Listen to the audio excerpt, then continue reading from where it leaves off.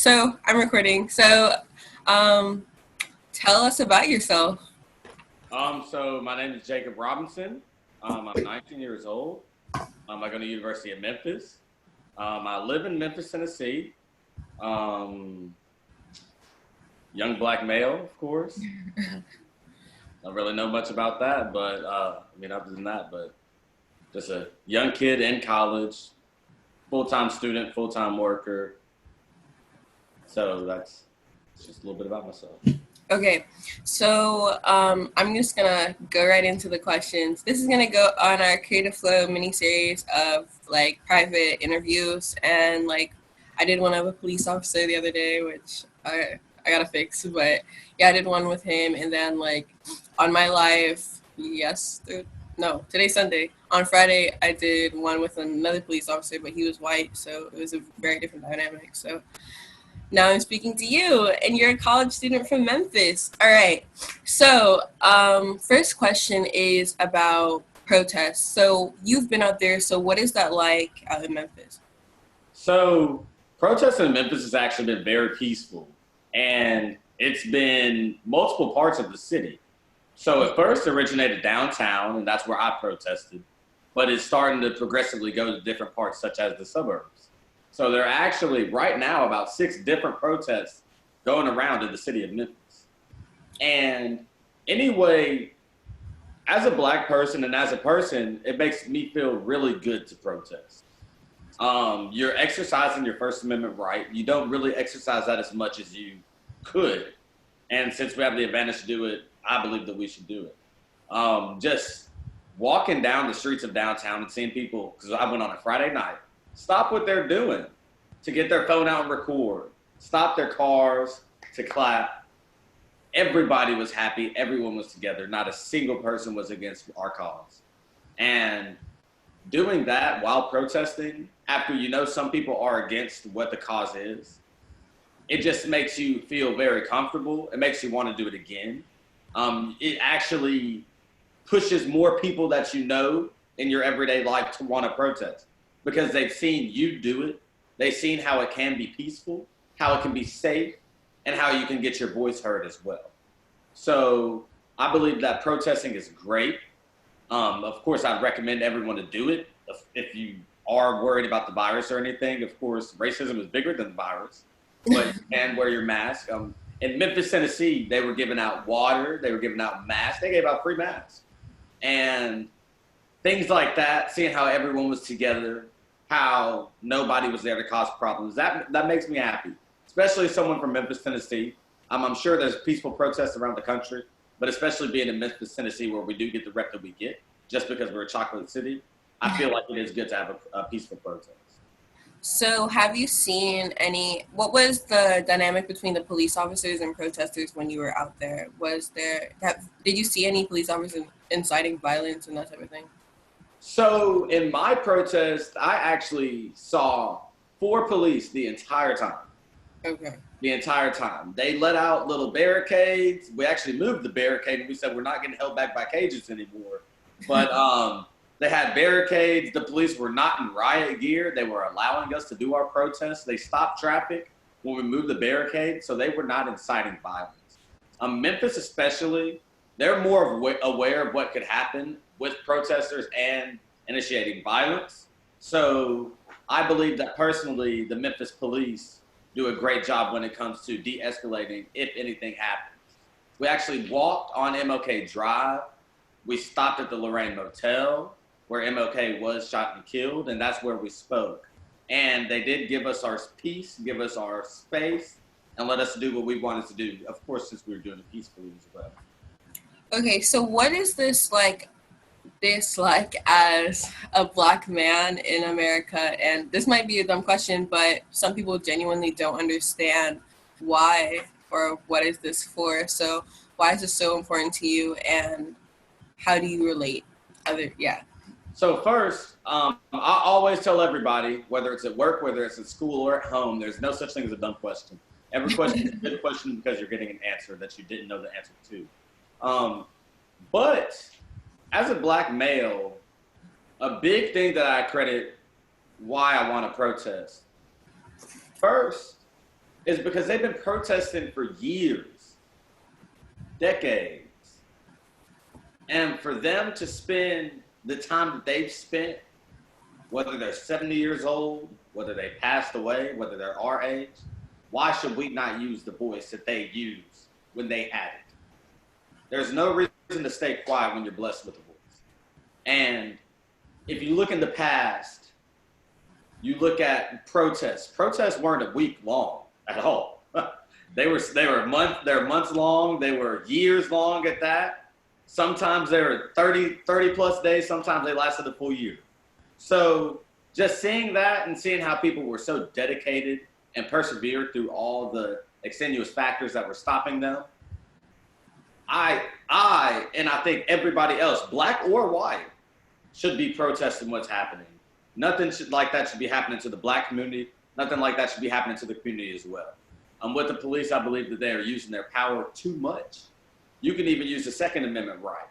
The Second Amendment was the right to bear arms. There is no way that the police should have more arms than civilians. Now, military is different, but for the police to have tanks, for them to have riot gear, that means the civilians should have riot gear as well.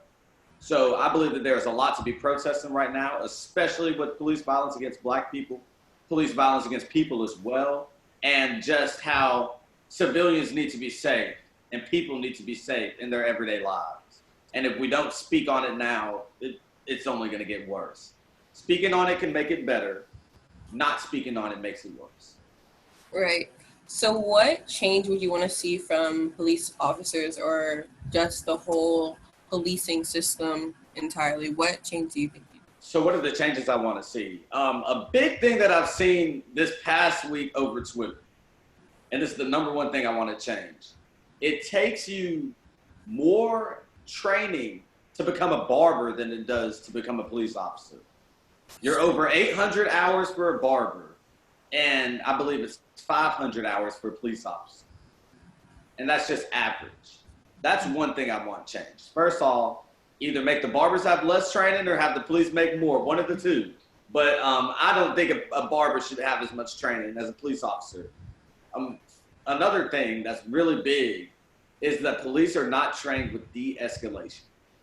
De-escalation is a very big thing. I've actually taken criminal justice in high school, and I had a teacher who was a police officer for 27 years. And he taught me different sides of what all happens. And a big thing that he said, because he was a Memphis police officer and he was a white guy, was de-escalation.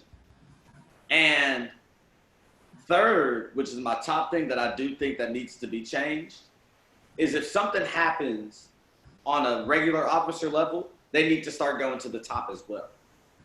In Louisville, you look at it. 7 protesters were killed the first day of protests. 7 people. After that, they see the officers that cut off their body cams. Not only were those officers fired, but so was the police chief. Those are the type of steps you have to make in order to change culture. Because if you change 5 bad cops, but the chief is still bad, the chief will be there for 30 years. So that could keep the culture going for 30 years. You look at Chauvin, who killed George Floyd. He was a police officer for 19 years. He's had trouble for over 9 years. That's the issue. It's not just stopping them for what happened, but you have to stop the top as well. And I feel like with those steps being made, especially with what's happening right now with the protests, I think we are starting to go in the right step, in the right direction. Do you believe that there should be no police at all? Now that is a good question. I do see when people do want to abolish police. I'm really big on community policing. So I believe like if you're a police officer, you need to be in your area. In certain places, they pay a police officer more money to live in a certain area because they need a police officer in that area. So I feel like community policing would be a better thing, not an overall big militia police force, but I do believe we need police, but not the way we need them. We don't need them with the explosives that they have or anything of that matter. That's more of if you need military. Military is different. But for the police, I believe that they're overarmed and overfunded, and they're not trained the right way. So it's not a matter of if I would get rid of them completely, but there are a lot of changes that need to be made.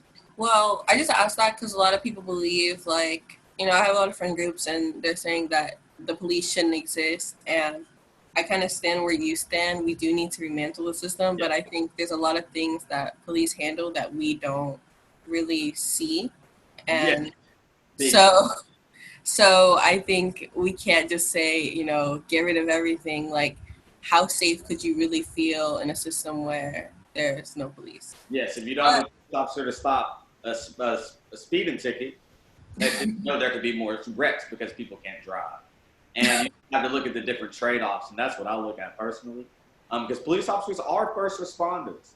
Not saying they use those skills all the time, but if you call the police, of course the firefighter is going to make it there first.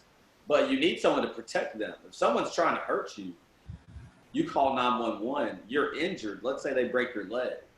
Yeah, the firefighters can help you, but what if they're still trying to hurt you? A firefighter can't protect you the way a police officer can. Yeah. So there are different trade-offs, and like you said, both of us, we agree with it. But you have to look at the good that the police can do. Not saying they will do it, but you have to look at the good that they can do. So you talked about that they're overfunded earlier. So you believe in defunding the police? And I believe if they can defund education, they can defund police. Big time.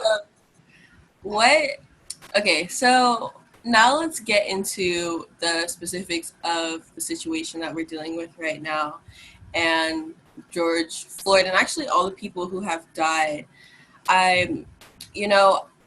This idea of all lives matter. So I don't really want to address it, but I'm in a position where I'm trying to create understanding on both sides. And so what do you say in response to this idea of all lives matter? So when I hear all lives matter, I believe that it's very selfish. Because everybody's life does matter, yes. But right now, Black people are the ones who need to be focused on. Think of it like this. Let's say you're a teacher, because I've seen all the different ways that people have put it on Twitter, Facebook. But just think of it this way. If you're a teacher, everyone in your class has an A average, and you have one person that has a C average. As a teacher, your job is to make sure that C average gets to that A average while maintaining everyone else's A averages. Those A averages are the all lives, but that C is the all life as well. But if that C is the Black life right there, we're saying Black lives matter because Black life is the one that needs to be empowered and elevated to where it needs to be. And whenever people bring up all lives matter, I do understand, yes, white people's lives matter. Yes, Asian people's lives matter. Yes, Hispanic people's lives matter. The world matters. But in our world, and what we're going with right now, Black lives are the focus, as well as brown lives. If you look at what happens with the Mexican people go through a lot as well. And I feel like in the future, people will focus on them as well. And that's a big thing I've seen. I've worked with Hispanic people. You look at the news, it's tragedy. But with Black lives, that is a focus because we're not dying because we're doing something wrong. We're dying because we're Black. Yeah. You look at all lives, they're not saying all lives matter because they're dying because they're white, they're dying because they're Asian. They're just saying all lives matter because they're alive. We're saying Black lives matter for a reason. So do you think Trump has empowered police officers in his recent decisions and executive orders? Yes. If you look at all what's happening, first they're taking away the curfews because those are unconstitutional. And they're getting rid of the military in the cities. What he's doing, I hate talking politics with it because it's all about race and abuse of power. But that is politics as well when it's abuse of power. But I do think that he's given too much power around the country. He has put a very belligerent mindset in the governors around the country as well. He talks bad about the places where protests are quote unquote bad. But if you look, the places he says that are bad are where Democrat governors are, not Republican. So it's all about how he says fake news. He is using fake news as well. And he's going to say it's bad where they're Democrats and good where they're Republicans. And I live in a Republican state. And You can look at Nashville, they have National Guard, but they don't have it here in Memphis. And Memphis is a Democrat city. And it's not the politics. He makes it the politics. He thinks people are bad. Now, Antifa is bad. I will agree with them on that. Antifa is bad, but Antifa is not Black Lives Matter. And I don't think there needs to be military for Antifa as well. They might be breaking a few windows, but they don't have guns. Police have pistols. There should not be a military person with an M4 when Antifa doesn't have a gun to have escaped. So do you think protesting is enough? What does the Black community need to do to really show their power? Because I feel like protesting is one step of something much larger, especially since we have an executive who isn't going to listen as much as other people would. So do you believe, what's the next step from protesting? So what's the next step from protesting? So of course, I'm always going to put it first. You have to go to church. If you don't go to church, you don't learn how to live an everyday life. You don't know how to be sin-free. You have to know who is above you, and you have to know who is in charge. So the Black community needs to start going back to church. If you go to a mostly Black church, you're going to see 75% women. We need our Black men in church. That's a big thing. Another focus is wealth. In the country of America, it is only a 5.6% wealth owned by Black people. We're probably about 40% Black, I'd say. I don't even know that number. It's a lot of Black people in America, but we only own 5.6% of the wealth. And that's a big issue because we're not learning wealth when we're growing up. We're not learning credit. We're not learning how to own businesses. We're not learning what we need to learn when it comes financially. And then when you look at inherited wealth, some Black people aren't coming into anything. Some white people aren't either, but we're behind. We were slaves for 200 years. They weren't.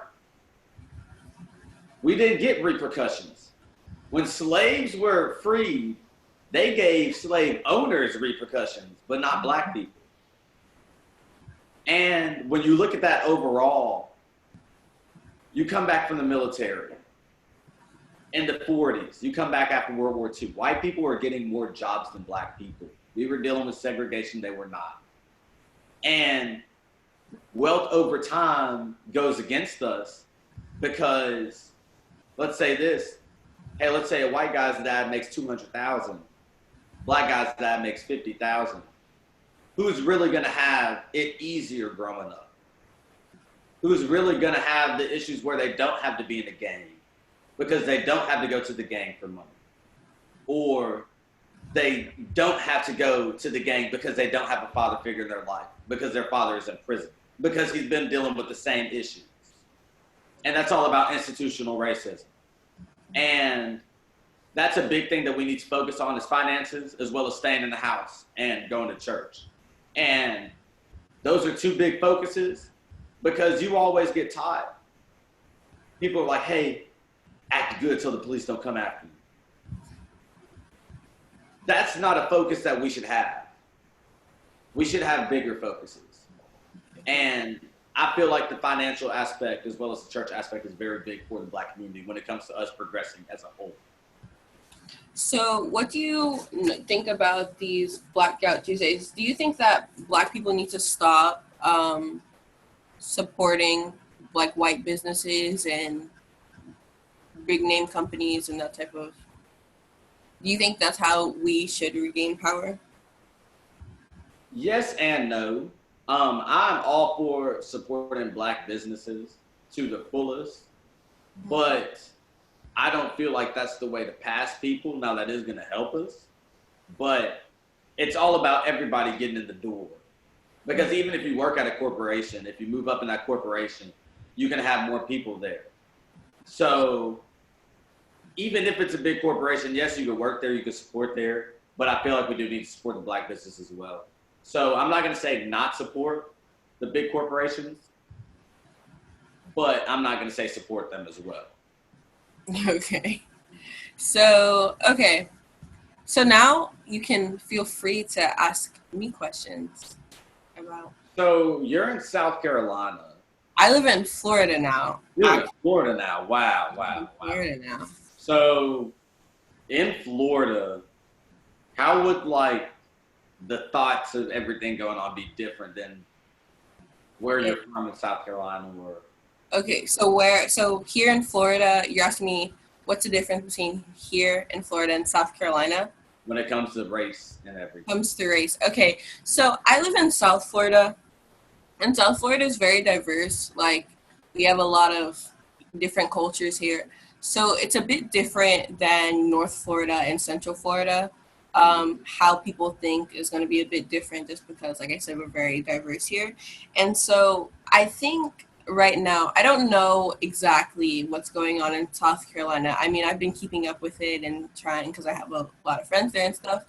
But I I think the main difference is people here are more understanding and people here are going to protest more and fight more for what they want than in South Carolina. But I don't know if I can say that because I feel like there has been a large community of people in South Carolina, at least in Myrtle Beach and like Charleston and stuff, who are very active in this right now.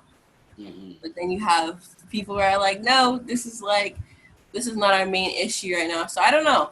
I don't know. I think it just we're more diverse. I have another question for you. So, what do you think about this as a global issue? So, like a lot of people will forget sometimes that the United States is not the only place that had slaves that where Black people are in economically disadvantaged. So a lot of people don't understand, even amongst the Black community, like other people in the world are protesting similar issues, if not the same thing. So what do you think about that? Do you have any thoughts on that? So I was looking at the numbers a couple days ago, and they said all 50 states were protesting for the first time ever, and there were 18 countries. And looking at that, and looking at America, Governor Cuomo in New York said that they're the progressive capital of the country, which means what they do first is what everybody does. And when they protest, the country protests. That's what happened. And when you look at around the world and you look at how people don't have the rights that we have here, and for them to still protest it's amazing because you can say you're doing it for my family in the future. You can say you're doing it for my city. You can say you're doing it for your country. You're doing it for your people. Mhm. You're doing it for your Black people in America, but not just your African Americans. You're doing it for your African Greeks, the Africans in England, your Africans around the world. And them seeing what we're doing, especially as America being the home of the free. Yes, we're not free, but we are more free than everyone else. And seeing how we are showing the world what should be done when it comes to basic human rights, it's wonderful. It makes me very happy. As a protester, of course, I'm going to get back out there. I tell everybody, if I'm not out protesting, I'm sitting on the sideline. And everybody's voice has to be heard one way or another. And if other people's voices cannot be heard because they're oppressed, we have that voice that much more. They fought in South Africa when they had apartheid, so we should be fighting here. We should be fighting for everybody else. They fought in Haiti, we should be fighting here. So, any more questions for me? I'm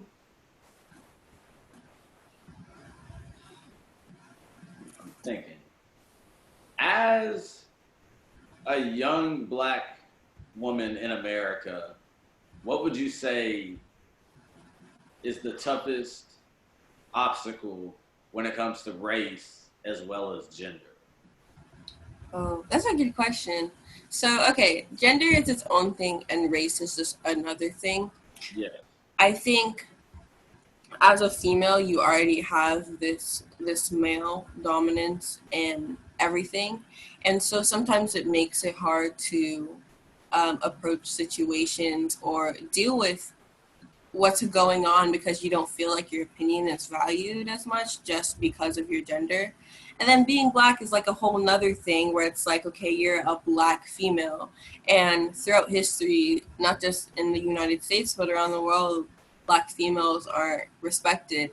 And so you have to create a space where you you have your voice heard, and it's kind of hard. I mean, I haven't I've definitely been in encounters where my gender is an issue and my race is an issue for sure.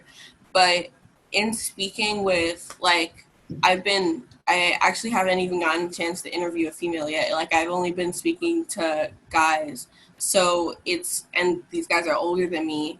We're like the only people like around similar ages. So it's like it you have to find yourself in an assertive position, and that can be another thing because it kind of reflects it kind of puts you in a position where you're always assertive, and it's sometimes hard to balance it out because you don't know how people are going to treat you. So yeah, it's a weird situation. It's a weird situation being a black female in the United States.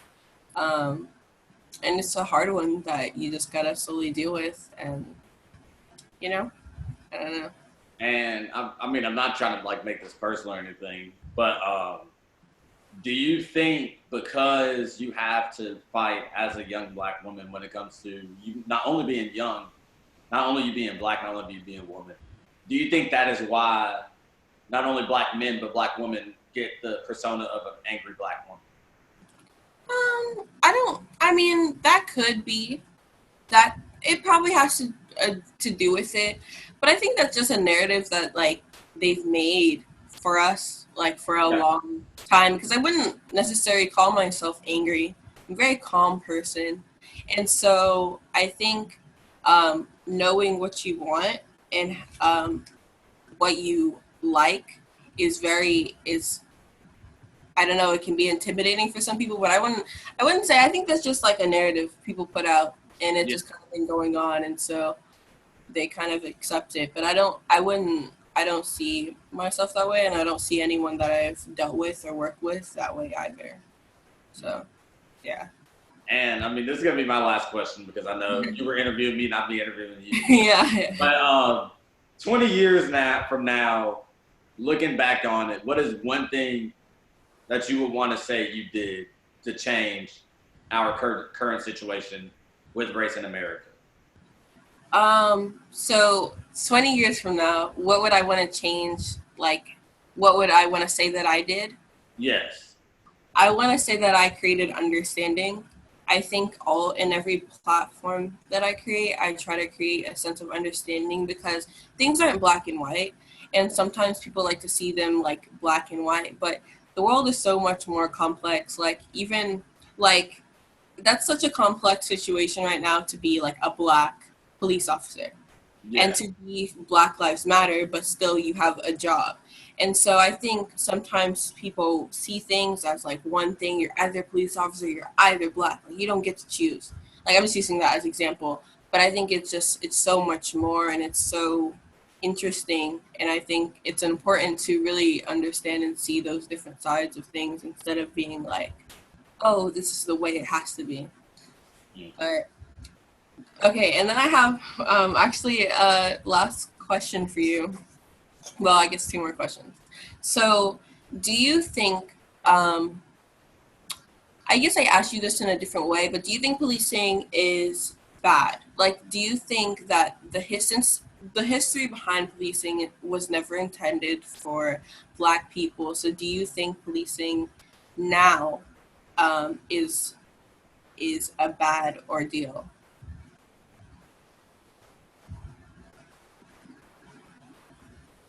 I believe it's used wrong. If you look at what Malcolm X said, because policing was started in the late 1800s in London, and we look at what Malcolm X said. He said that white men exchanged the KKK hood and bloodhounds for a police badge and German shepherds. Yeah. So when you look at how policing is used now, I believe it's used wrong because people understand that they can oppress people as a police officer. When I've talked to my friend about this numerous times. If you look at the people that start off joining the police force, joining military. Usually they were athletes in high school that wanted to still have that jock mentality after high school. And you have that dominating, I'm in charge of you mentality.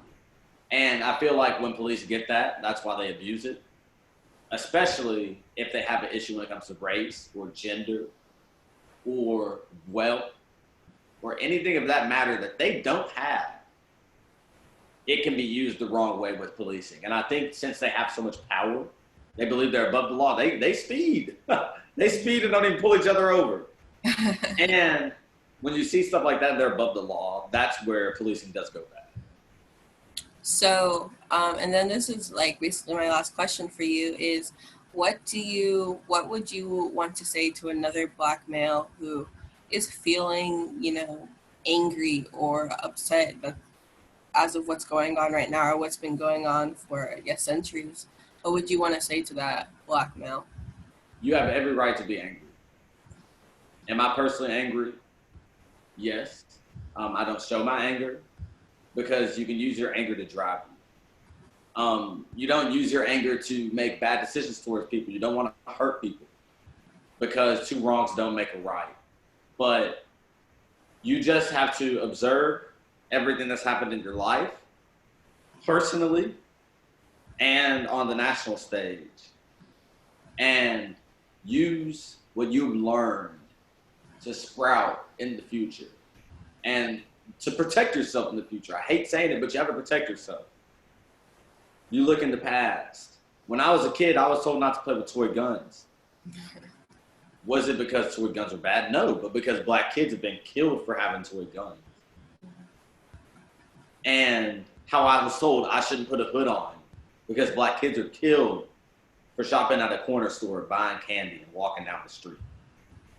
And that is so much to get angry for, but you have to be smart. If you get pulled over by the police, you shouldn't be angry at them. Because what's that going to do? That's going to escalate. If police job is to de-escalate, why would you intentionally escalate? And I'm not saying do that to join on the side of the police, but you need to be smart with your anger. You need to know when to bottle your anger. And of course, I'm going to say you're going to have anger because there's stuff to be mad about. People are getting killed for no reason. But you have to be smart with your anger. That way you can survive as a Black male in this world when we are continuously becoming in danger. Okay, so any last thing you want to say and any last questions? Just thank you. Thank you again for these questions. It was a great talk. Made me think about a lot of different things. I'm sure you thought about a lot of different things for the future, for present, and we will be in this together.